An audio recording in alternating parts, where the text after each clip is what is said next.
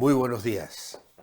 Ya estamos a jueves, qué rápido va pasando la semana. Nuestra lectura hoy está en el Evangelio de Marcos, capítulo 10, versículos 32 al 40. Dice la palabra de Dios: Jesús y sus discípulos subían por el camino hacia Jerusalén. Jesús iba delante de los 12 que estaban asombrados. Los demás que les seguían iban con miedo. Entonces volvió a tomar aparte a los 12 y comenzó a decirles las cosas que le habían de acontecer. Mirad, ahora subimos a Jerusalén. Allí el Hijo del Hombre será entregado a los principales sacerdotes y a los escribas. Le condenarán a muerte y le entregarán a los gentiles. Le escarnecerán, le azotarán, le escupirán y le matarán. Mas al tercer día resucitará. Entonces Jacobo y Juan, hijos de Zebedeo, se le acercaron y le dijeron: Maestro, queremos que nos concedas lo que vamos a pedirte. Él les preguntó: ¿qué queréis que haga por vosotros? Ellos dijeron: concédenos que en tu gloria nos sentemos el uno a la derecha y el otro a tu izquierda. Entonces Jesús les respondió: no sabéis lo que pedís. ¿Podéis beber el vaso que yo bebo, o ser bautizado con el bautismo con que yo soy bautizado? Ellos respondieron: podemos. Jesús les dijo: el vaso que yo bebo beberéis, y con el bautismo con que yo soy bautizado seréis bautizados. Mas el sentaros a mi derecha y a mi izquierda no me corresponde dároslo, sino a aquellos para quienes está preparado. Cuando los otros 10 oyeron esto, comenzaron a enojarse contra Jacobo y contra Juan. Entonces Jesús los llamó y les dijo: ¿sabéis que quienes se tienen por gobernantes de las naciones se enseñorean de ellas, y los poderosos ejercen sobre ellas su potestad? Pero no será así entre vosotros. Al contrario, el que quiera hacerse grande entre vosotros será vuestro servidor. Hay dos puntos que nos van a ocupar en esta mañana: pensando en la cruz y pensando en coronas o en tronos. El asombro de los discípulos posiblemente consistió en que el Señor caminara decididamente hacia Jerusalén y que lo hiciera solo, unos pasos por delante de ellos, sumido tal vez en pensamientos profundos y tristes. El Señor caminaba por delante de los 12 con una solemnidad y determinación que hacían presentir el peligro. Comienzan a temer un inminente desastre mientras se van aproximando a Jerusalén, y el miedo se contagia a otros que también le acompañaban. Hay una descripción progresiva en lo que les dice Jesús. 6 escalones. Primero, subimos a Jerusalén. Luego, y el Hijo del Hombre será entregado a los mayores responsables, la gente del Sanedrín. Luego, le condenarán a muerte, cosa que harían el Sanedrín. En cuarto lugar, le entregarán a los gentiles. Y esta es una nueva revelación. Judíos y gentiles se unirían para condenarle. En quinto lugar, le escarnecerán y le matarán. Y en sexto lugar, al tercer día, resucitará. Es ya la tercera vez que Jesús intenta hacerles comprender lo que a ese momento no habían entendido y no lo acabarían de entender. Lucas añade que ellos para nada comprendieron estas cosas. El destino del viaje era Jerusalén y Jesús dirigía el camino. Al escribir Marcos el relato del viaje de El Salvador al Calvario, debe haber meditado mucho sobre los grandes cantos del siervo. Probablemente el evangelista tenía en mente aquellas canciones que están contenidas en el libro de Isaías entre el capítulo 42 y el capítulo 53. En estos 10 capítulos hay párrafos que son llamados el cántico o cánticos del siervo del Señor. Y es probable que Marcos haya estado reflexionando en su mente y en su corazón. Por ejemplo, en Isaías 57 dice, porque el Señor Dios me ayudará, por tanto no me avergoncé. Por eso puse mi rostro como un pedernal y sé que no seré avergonzado. No podemos sino admirar el valor del Señor Jesucristo, el siervo de Dios, al seguir su camino hacia el Calvario. Y debemos adorarle mucho más por lo que hizo por nosotros. Debemos tratar de comprender el aturdimiento y el temor de sus seguidores, porque esta fue una experiencia difícil para ellos y de ninguna manera lo que ellos habían planeado o incluso esperado. Cada nuevo anuncio de la muerte de Jesús solo aumentaba su perplejidad. En los dos primeros anuncios, en Marcos 8:31 y en el capítulo 9:31, Jesús les había dicho lo que iba a ocurrir, pero ahora les dice dónde tendrá lugar su pasión: en la ciudad santa de Jerusalén. Y en este tercer anuncio, el Señor también incluyó la parte que los gentiles tendrían en su juicio y muerte, y por cuarta vez les prometió que resucitaría de nuevo. Lo había hecho en Marcos 9:9. Le dijo a sus discípulos la verdad, pero ellos no estaban en condición de comprenderla. Ahora esto me ha hecho reflexionar. ¿Nos puede pasar que el Señor esté hablando a nuestros corazones y no estemos comprendiendo lo que nos quiere decir? ¿Estás seguro de prestar atención, de tener una mente abierta y un corazón receptivo a Dios en tu vida? Recordemos a Pablo dando coces contra el aguijón hasta que el Señor tuvo que hacerle caer de su cabalgadura camino a Damasco. ¿Tendrá que hacer algo parecido con nosotros para que corrijamos nuestros caminos y nos volvamos a su voluntad? Realmente me ha hecho pensar esto.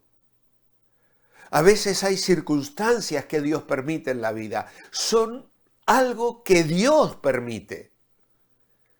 ¿Qué nos está queriendo decir el Señor? A ti como persona, como siervo del Señor, a tu hogar, tu matrimonio, tu familia, e incluso el mensaje llega al pueblo de Dios, a la iglesia, a aquellos que somos afectados por las situaciones que se viven. ¿No nos estaremos perdiendo algo?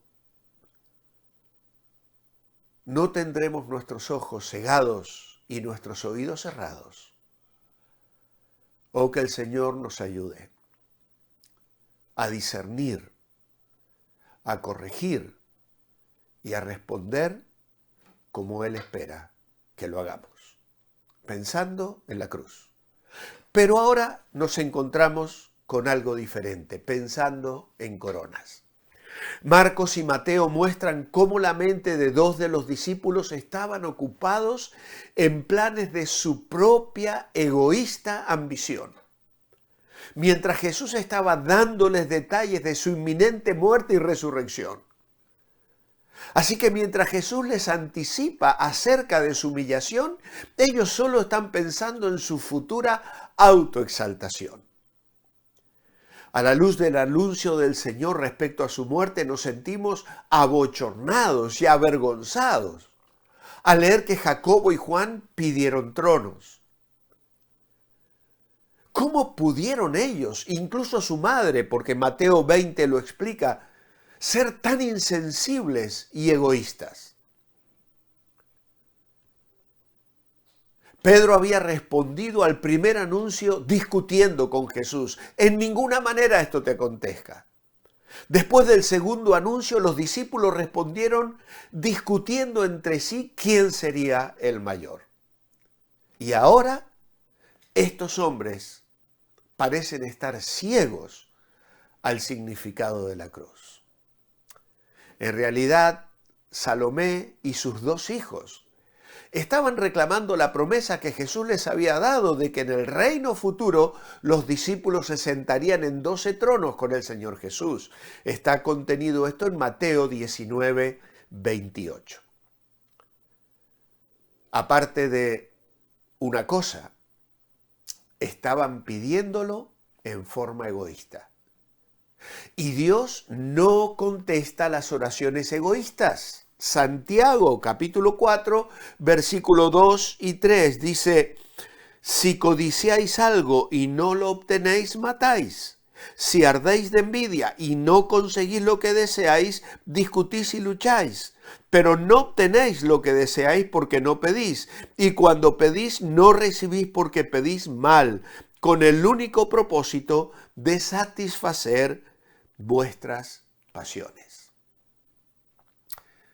Podemos orar mal, podemos pedir cosas mal. Ahora, Dios no contesta oraciones egoístas, pero si lo hace, es nada más que para disciplinarnos y enseñarnos cómo orar de acuerdo a su voluntad. En el Salmo 106, versículo 15, dice: y Él les dio lo que pidieron, mas envió mortandad sobre ellos. Y luego en Primera de Juan, capítulo 5, versículo 14 y 15 dice: y esta es la confianza que tenemos en Él, que si pedimos alguna cosa conforme a su voluntad, Él nos oye. Y si sabemos que Él nos oye en cualquiera cosa que pidamos, sabemos que tenemos las peticiones que le hayamos hecho.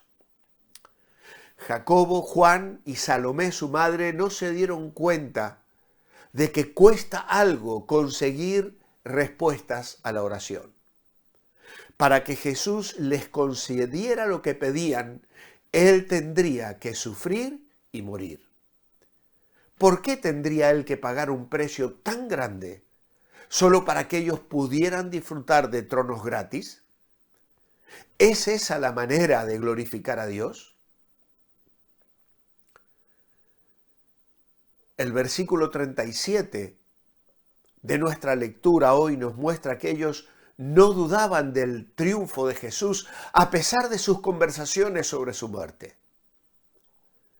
Jesús les habla entonces de un vaso y de un bautismo. En los banquetes un rey acostumbraba ofrecer su copa a los convidados. Era una expresión que describía una experiencia de bien o una experiencia de mal. Por ejemplo, el Salmo 23:5 dice: aderezas mesa delante de mí, en presencia de mis angustiadores, unges mi cabeza con aceite, mi copa está rebosando. Y el Salmo 16:5, el Señor es la porción de mi herencia y de mi copa, tú sustentas mi suerte. También el Salmo 116:13, tomaré la copa de la salvación e invocaré el nombre del Señor.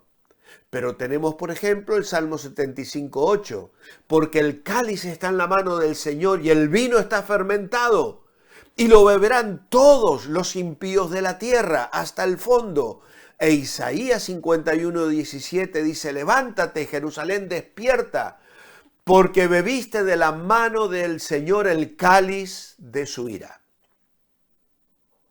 Así que son pasajes que, como vemos, nos hablan de copas que son una experiencia de bien o de copas que son una experiencia de mal. Ahora, el bautismo implicaba no solo beber, sino ser sumergido en esa experiencia.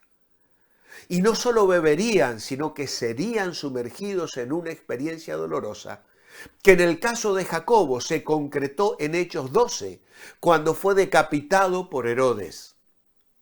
Todos ellos serían puestos a cargo de ovejas a las cuales servir y cuidar y alimentar. Y no como súbditos a quienes hay que dominar, sujetar y oprimir para sacar lo mejor de ellos. Los oficios, las funciones, los ministerios en la iglesia no son puestos de dominación, sino responsabilidades de servicio a Dios y al prójimo. Jesús les dijo que la decisión final de todas las cosas pertenecía a Dios. Y así Jesús mostró una sumisión completa al Padre y enseñó que en última instancia la voluntad de Dios era la suprema. Mi oración escrita esta mañana es: amado Padre, cuán egoístas podemos llegar a ser. Perdónanos hoy. Queremos tener los oídos bien atentos a tu voz, a lo que tú nos quieres decir, los ojos bien abiertos para ver el camino por el que nos quieres llevar y pensar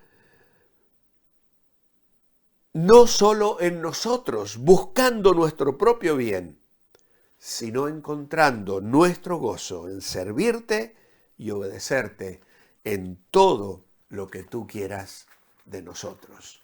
En tu nombre, amén. Os espero mañana para cerrar esta semana.